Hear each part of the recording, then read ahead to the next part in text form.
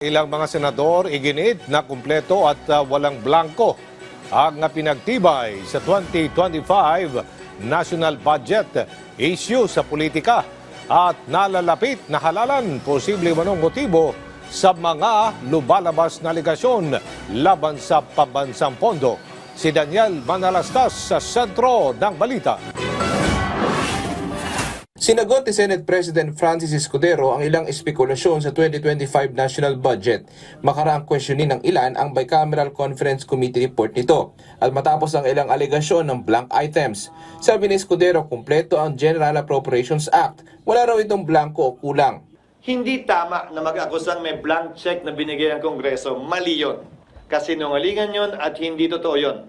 At kung blanko man yung nasa GAA, hindi pwedeng i-release ng DBM yun. Hindi pwedeng i-release ng National Treasury yun.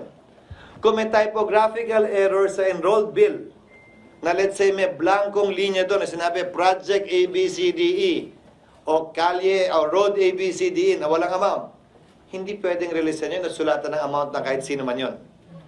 Hindi na kailangan i-deklara pang unconstitutional yun, iko-consider ang error yun. Nakikita namang motibo ni Escudero sa mga issue.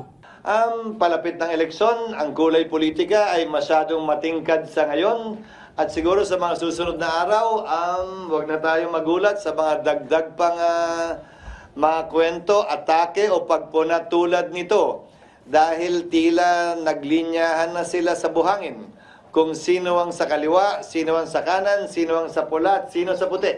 Si Senador Joel Villanueva pinanindigan na walang nakitang blanko sa BICAM report. I am not happy with the GAA, so why would I lie? I mean, di ba dapat sabihin ko, tama, hindi ako bibirman kasi blanco. Pero hindi, wala akong nakita blanco. Hindi ganyan yung nakita ko. Ang dami ko nakita mga ngayon na naglalabas.